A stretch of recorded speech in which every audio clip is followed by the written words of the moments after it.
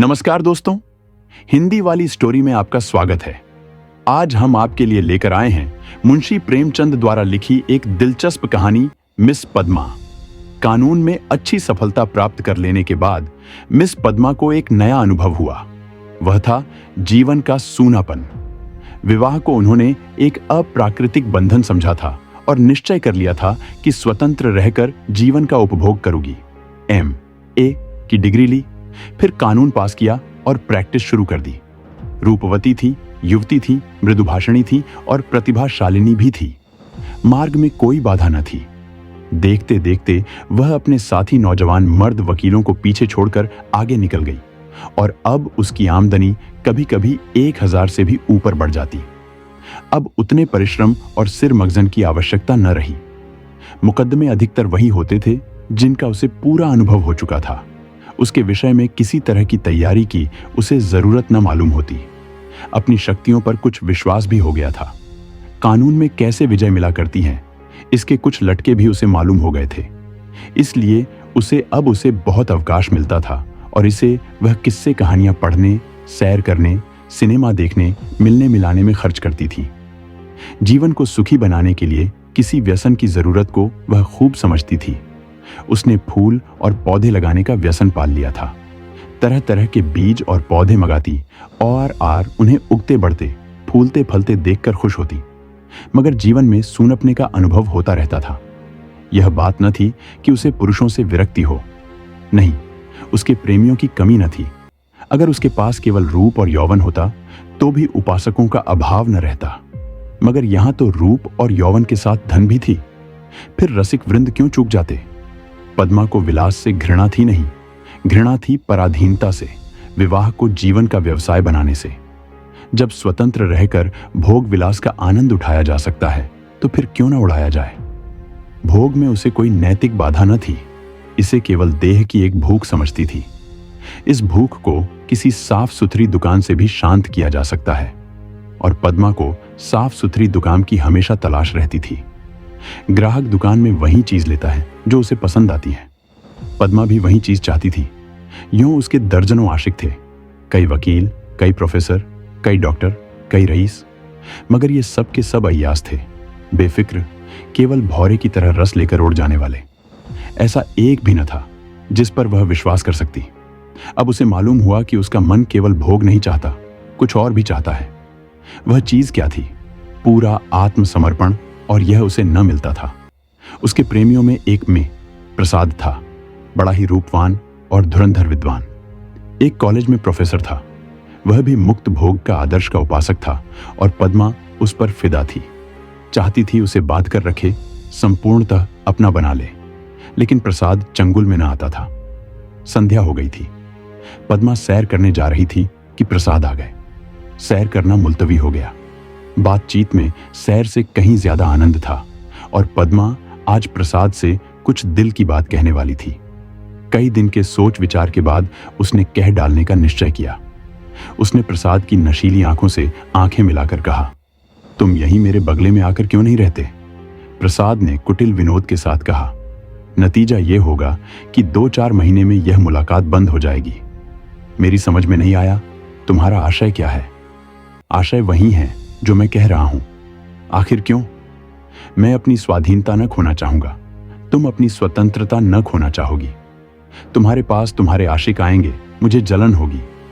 मेरे पास मेरी प्रेमिकाएं आएंगी, तुम्हें जलन होगी, मनमुटाव होगा, फिर वैमनस्य होगा और तुम मुझे घर से निकाल दोगी। घर तुम्हारा है ही, मुझे बुरा लगेगा ही, फिर यह मैत्री कैसे निभेगी? दोनों कई मिनट तक मौन रहे। प्रसाद ने परिस्थिति को इतने स्पष्ट, बेलाग, लठमार शब्दों में खोलकर रख दिया था कि कुछ कहने की जगह न मिलती थी। आखिर प्रसाद ही को नुक्ता सूझा। बोला, जब तब हम दोनों यह प्रतिज्ञा न कर लें कि आज से मैं तुम्हारा हूं और तुम मेरी हो, तब तक एक साथ निर्वाह नहीं हो सकता। तुम यह प्रतिज्ञा करोगे? पहले तुम बतलाओ। मैं करूंगी तो मैं भी करूंगा, मगर इस एक बात के सिवा मैं और सभी बातों में स्वतंत्र रहूंगी, और मैं भी इस एक बात के सिवा हर बात में स्वतंत्र रहूंगा। मंजूर? मंजूर तो कब से? जब से तुम कहो। मैं तो कहती हूं कल ही से। तय। लेकिन अगर तुमने इसके विरुद्ध आचरण किया तो, और तुमने किया तो तुम मुझे घर से निकाल सकती हो, लेकिन मैं तुम्हें क्या सजा दूंगा? तुम मुझे त्याग देना और क्या करोगे? जी नहीं, तब इतने से चित्त को शांति न मिलेगी। तब मैं चाहूंगा तुम्हें जलील करना, बल्कि तुम्हारी हत्या करना। तुम बहुत निर्दयी हो प्रसाद। जब तक हम दोनों स्वाधीन हैं, हम किसी को कुछ कहने का हक नहीं, लेकिन एक बार प्रतिज्ञा में बंध जाने के बाद फिर ने मैं इसकी अवज्ञा सह सकूंगा, न तुम सह सकोगी। तुम्हारे पास दंड का साधन है, मेरे पास नहीं। कानून मुझे कोई भी अधिकार नहीं देगा। मैं तो केवल अपनी पशुबल से प्रतिज्ञा का पालन कराऊंगा, और तुम्हारे इतने नौकरों के सामने मैं अकेला क्या कर सकूंगा? तुम तो चित्र का श्याम पक्ष ही देखते हो। जब मैं तुम्हारी हो रही हूं तो यह मकान, नौकर चाकर और जायदाद सब कुछ तुम्हारा है। हम तुम दोनों जानते हैं कि ईर्ष्या से ज्यादा घृणित कोई सामाजिक पाप नहीं है। तुम्हें मुझसे प्रेम है या नहीं मैं नहीं कह सकती, लेकिन तुम्हारे लिए मैं सब कुछ सहने, सब कुछ करने के लिए तैयार हूं। दिल से कहती हो पद्मा? सच्चे दिल से। मगर न जाने क्यों तुम्हारे ऊपर विश्वास नहीं आ रहा है। मैं तो तुम्हारे ऊपर विश्वास कर रही हूं। यह समझ लो, मैं मेहमान बनकर तुम्हारे घर में न रहूंगा, स्वामी बनकर रहूंगा। तुम घर के स्वामी ही नहीं, मेरे स्वामी बनकर रहोगे। मैं तुम्हारी स्वामिनी बनकर रहूंगी। प्रसाद और मिस पद्मा दोनों साथ रहते हैं और प्रसन्न हैं। दोनों ही ने जीवन का जो आदर्श मन में स्थिर कर लिया था वह सत्य बन गया है। प्रसाद को केवल 200 रुपये वेतन मिलता है, मगर अब वह अपनी आमदनी का दुगुना भी खर्च कर दे तो परवाह नहीं। पहले वह कभी कभी शराब पीता था, अब रात दिन शराब में मस्त रहता है। अब उसके लिए अलग अपनी कार है, अलग नौकर हैं, तरह तरह की बहुमूल्य चीजें मंगवाता रहता है, और पद्मा बड़े हर्ष से उसकी सारी फिजूल खर्चियां बर्दाश्त करती हैं। नहीं, बर्दाश्त करने का प्रश्न नहीं, वह खुद उसे अच्छे से अच्छे सूट पहनाकर, अच्छे से अच्छे ठाठ में रखकर प्रसन्न होती है। जैसी घड़ी इस वक्त प्रसाद के पास है, शहर के बड़े बड़े रईस के पास न होगी, और पद्मा जितना ही उससे दबती है, प्रसाद उतना ही उसे दबाता है। कभी कभी उसे नागवार भी लगता है, पर किसी अज्ञात कारण से अपने को उसके वश में पाती है। प्रसाद को जरा भी उदास या चिंतित देखकर उसका मन चंचल हो जाता है। उस पर आवाजें कसी जाती हैं, फबतियां चुस्त की जाती हैं। जो उसके पुराने प्रेमी हैं वे उसे जलाने और कुढ़ाने का प्रयास भी करते हैं, पर वह प्रसाद के पास आते ही सब कुछ भूल जाती है। प्रसाद ने उस पर पूरा आधिपत्य पा लिया है, और उसे इसका ज्ञान पद्मा को उसने बारीक आंखों से पढ़ा है, और उसका शासन अच्छी तरह पा गया है। मगर जैसे राजनीति के क्षेत्र में अधिकार दुरुपयोग की ओर जाता है, उसी तरह प्रेम के क्षेत्र में भी वह दुरुपयोग की ओर ही जाता है, और जो कमजोर है उसे तावान देना पड़ता है। आत्माभिमानी पद्मा अब प्रसाद की लौड़ी थी, और प्रसाद उसकी दुर्बलता का फायदा उठाने से क्यों चूकता। उसने कील की पतली नोक चुभा ली थी, और बड़ी कुशलता से उत्तरोत्तर उसे अंदर ठोंकता जाता था। यहां तक कि उसने रात को देर से आना शुरू किया। पद्मा को अपने साथ न ले जाता, उससे बहाना करता कि मेरे सिर में दर्द है, और अरार जब पद्मा घूमने जाती तो अपनी कार निकाल लेता और उड़ जाता। 2 साल गुजर गए और पद्मा को गर्भ था। वह स्थूल भी हो चली थी। उसके रूप में पहले की सी नवीनता और मादकता न रह गई थी। वह घर की मुर्गी थी, साग बराबर। एक दिन इसी तरह पद्मा लौट कर आई तो प्रसाद गायब थे। वह झुंझला उठी। इधर कई दिन से वह प्रसाद का रंग बदला हुआ देख रही थी। आज उसने कुछ स्पष्ट बातें कहने का साहस बटोरा। 10 बज गए, 11 बज गए, 12 बज गए। पद्मा उसके इंतजार में बैठी थी। भोजन ठंडा हो गया, नौकर चाकर सो गए। वह बार बार उठती, फाटक पर जाकर नजर दौड़ाती। बाहर 1 बजे के करीब प्रसाद घर आए। पद्मा ने साहस बटोरा था, पर प्रसाद के सामने जाते ही उसे इतनी कमजोरी मालूम हुई। फिर भी उसने जरा कड़े स्वर में पूछा, आज इतनी रात तक कहां थे? कुछ खबर है? कितनी रात है? प्रसाद को वह इस वक्त असुंदरता की मूर्ति सी लगी। वह एक विद्यालय की छात्रा के साथ सिनेमा देखने गया था। बोला, तुमको आराम से सो जाना चाहिए था। तुम जिस दशा में हो उसमें तुम्हें जहां तक हो सके आराम से रहना चाहिए। पद्मा का साहस कुछ प्रबल हुआ। तुमसे पूछती हूं, उसका जवाब दो। मुझे जहन्नुम में भेजो तो तुम भी मुझे जहन्नुम में जाने दो। तुम मेरे साथ दगा कर रहे हो, ये मैं साफ देख रही हूं। तुम्हारी आंखों की ज्योति कुछ बढ़ गई होगी। मैं इधर कई दिनों से तुम्हारा मिजाज कुछ बदला हुआ देख रही हूं। मैं तुम्हारे साथ अपने को बेचा नहीं है। अगर तुम्हारा जी मुझसे भर गया हो तो मैं आज जाने को तैयार हूं। तुम जाने की धमकी क्या देते हो? यहां तुमने आकर कोई बड़ा त्याग नहीं किया है। मैंने त्याग नहीं किया है, तुम यह कहने का साहस कर रही हो। मैं देखता हूं तुम्हारा मिजाज बिगड़ रहा है। तुम समझती हो मैंने इसे अपंग कर दिया, मगर मैं इसी वक्त तुम्हें ठोकर मारने को तैयार हूं। इसी वक्त। पद्मा का साहस जैसे बुझ गया था। प्रसाद अपना ट्रक संभाल रहा था।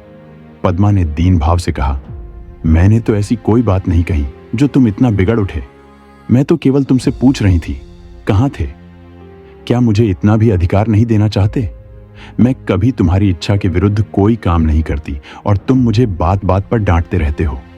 तुम्हें मुझ पर जरा भी दया नहीं आती। मुझे तुमसे कुछ भी तो सहानुभूति मिलनी चाहिए। मैं तुम्हारे लिए क्या कुछ करने को तैयार नहीं हूं, और आज जो मेरी दशा हो गई है तो तुम मुझसे आंखें फेर लेते हो। उसका कंठ रुद्ध गया और मेज पर सिर रखकर फूट फूट कर रोने लगी। प्रसाद ने पूरी विजय पाई। पद्मा के लिए मातृत्व अब बड़ा ही अप्रिय प्रसंग था। उस पर चिंता मंडराती रहती। कभी कभी वह भय से कांप उठती और पछताती। प्रसाद की निरंकुशता दिन दिन बढ़ती जाती थी। क्या करे क्या न करे। गर्भ पूरा हो गया था। वह कोर्ट न जाती थी। दिन भर अकेली बैठी रहती थी।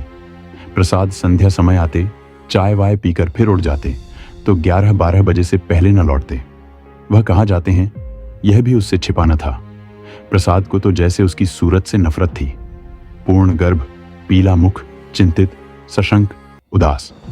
फिर भी वह प्रसाद को श्रृंगार और आभूषण से बांधने की चेष्टा से बाज न आती थी।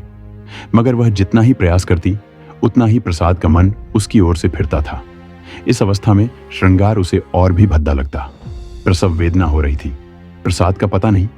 नर्स मौजूद थी, लेडी डॉक्टर मौजूद थी, मगर प्रसाद का न रहना पद्मा की प्रसव वेदना को और भी दारुण बना रहा था। बालक को गोद में देखकर उसका कलेजा फूल उठा, मगर फिर प्रसाद को सामने न पाकर उसने बालक की ओर से मुंह फेर लिया। मीठे फल में जैसे कीड़े पड़ गए हों। 5 दिन सौर गृह में काटने के बाद जैसे पद्मा जेल खाने से निकली, नंगी तलवार बनी हुई। माता बनकर वह अपने में एक अद्भुत शक्ति का अनुभव कर रही थी। उसने चपरासी को चेक देकर बैंक भेजा। प्रसव संबंधी कई बिल अदा करने थे। चपरासी खाली हाथ लौट आया। पद्मा ने पूछा, रुपए? बैंक बाबू ने कहा, रुपए प्रसाद बाबू निकाल ले गए। पद्मा को गोली लग गई। 20,000 रुपए प्राणों की तरह संचित कर रखे थे इसी शिशु के लिए। हाय! सौर से निकलने पर मालूम हुआ प्रसाद विद्यालय की एक बालिका को लेकर इंग्लैंड की सैर करने चले गए। झल्लाई हुआ घर में आई। प्रसाद की तस्वीर उठाकर जमीन पर पटक दी और उसे पैरों से कुचला। उसका जितना सामान था उसे जमा करके देअसलाई लगा दी और उसके नाम पर थूक दिया। 1 महीना बीत गया था। पद्मा अपने बगले के फाटक पर शिशु को गोद में लिए खड़ी थी। उसका क्रोध अब शोकमय निराशा बन चुका था। बालक पर कभी दया आती, कभी प्यार आता, कभी घृणा होती। उसने सड़क पर देखा एक यूरोपियन लेडी अपने पति के साथ अपने बालक को गाड़ी में बिठाए लिए चली जा रही थी। उसने हसरत भरी आंखों से उस खुशनसीब जोड़े को देखा और उसकी आंखें सजल हो गईं। दोस्तों, कहानी यहीं समाप्त होती है। अगर आपको ये वीडियो पसंद आया हो तो इसे लाइक करें, अपने दोस्तों के साथ शेयर करें और चैनल को सब्सक्राइब करना न भूलें। फिर मिलते हैं ऐसे ही एक और दिलचस्प कहानी के साथ। तब तक के लिए धन्यवाद।